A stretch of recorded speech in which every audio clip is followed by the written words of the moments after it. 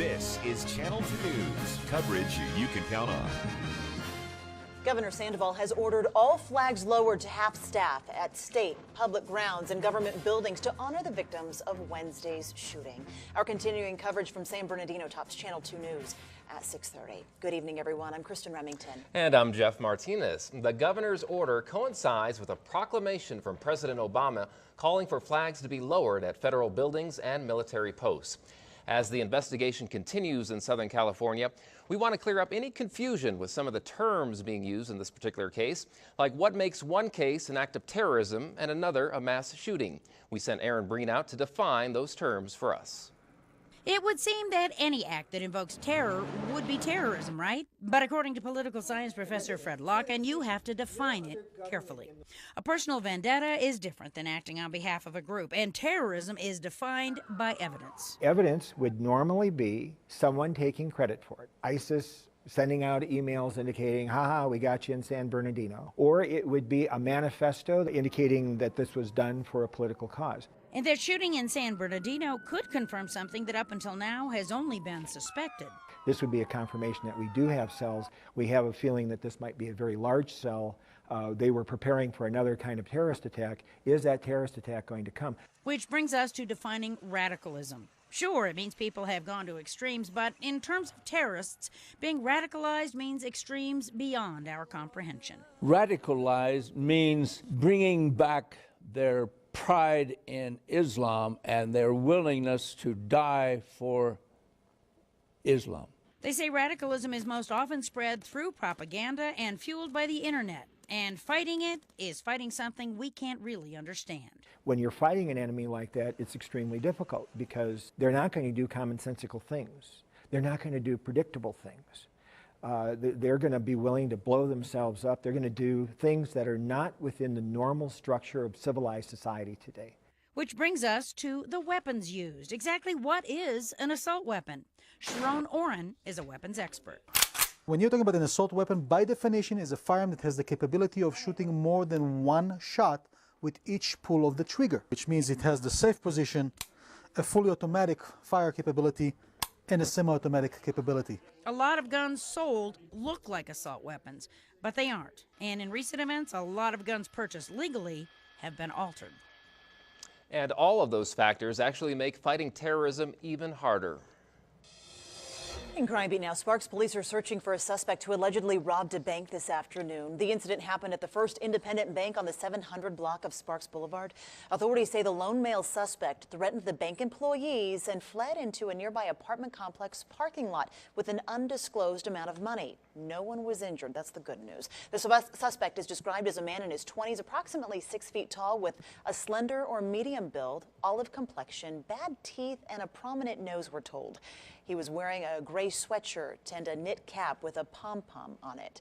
Secret Witness is offering a $1,500 reward for information leading to his arrest. You can call Secret Witness at 322-4900 or text your tip to 847-411.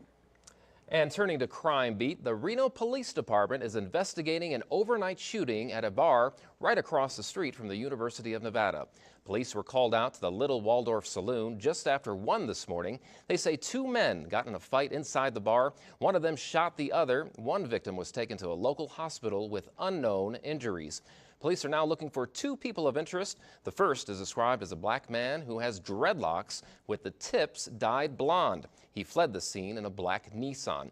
The second person of interest is a black man in his 20s, last seen wearing a blue hooded sweatshirt, blue jeans, and a flat-billed hat. He left the wall in a dark-colored Ford Explorer. If you have any information that can help police, you're asked to contact Secret Witness at 322-4900.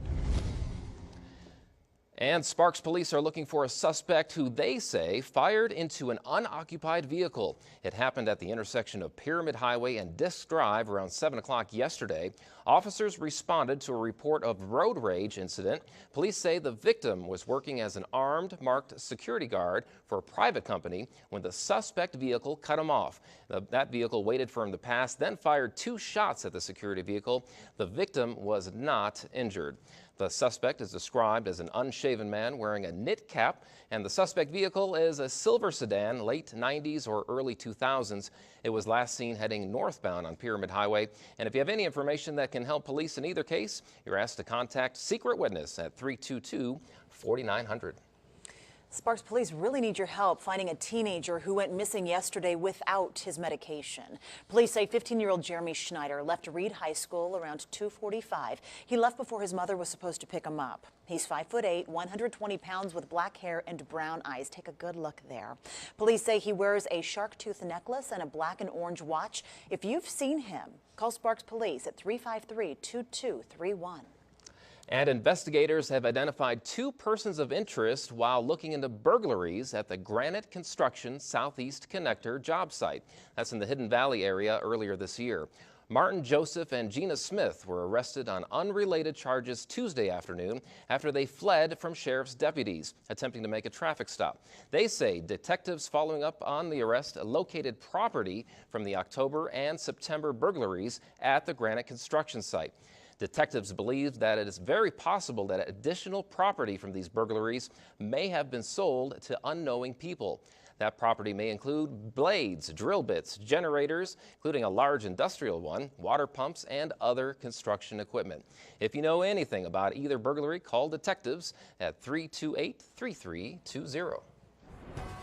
Some good news in Health Watch tonight. The Washoe County School District has announced that the final 2 schools on that norovirus outbreak list have been removed. Sparks High School and Stead Elementary School were the final 2 schools on that outbreak list. They were officially removed today. No schools remain. 19 Washoe County schools were on the outbreak list at some point this past fall.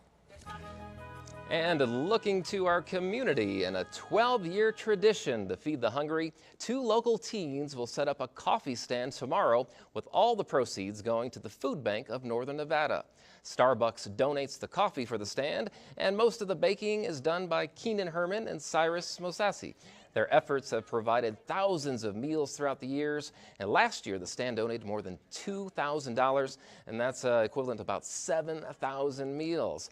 It goes on tomorrow from 9 to 11:30 in the morning in their neighborhood, and that's at 12755 Valley Springs Road right here in Reno. That's a great job. What a way to give back to the community a little bit, help folks out. And to see our young people making a difference that way. Yeah, do something out there. Very encouraging. Very good. Love it. Yes, indeed. Well, I hear we have some big storms possibly heading our way, maybe a little more snow out there. Let's check in with Mike Alger in the Weather Center, see what's happening out there. Mike?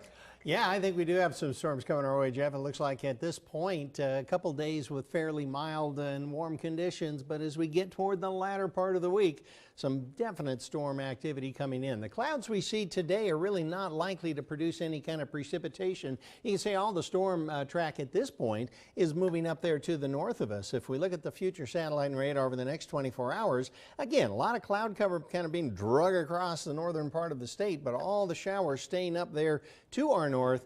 But then it takes a couple of days, and by the time Thursday rolls around here, we're going to be looking at some rain possibly turning to snow. Notice we warm up quite a lot going into it there on Wednesday, low 60s. Then the storm hits. Good chance of rain, like I say, turning to snow late on Thursday. Friday, about a 40% chance of snow showers, and a cold and chilly weekend coming up our way. Just in time for I know. Christmas. Boy, we're going to be out there all day long. You're going to be out there. I will in be. The elements, and that's the nice thing about it is that you don't have to get out of your car. And this the way we've kind of put it together. Although I do feel bad for our engineers and production team who were there the night before when it's really going to hit. It's going to be wet out there. Right? They're not happy with me right now. No. Well, good. We need the snow. We've had a great start to the season, so that's wonderful news for all the skiers out there. That's right. Great. We'll take it, certainly. Well, our next newscast is at 11 o'clock. Until then, stay informed by listening to our radio partners on any of these Reno Media Group stations. And you can always get the latest information by checking out our website, ktvn.com, and check us out on Facebook as well. That's right. Thanks so much for being with us. Have a good night.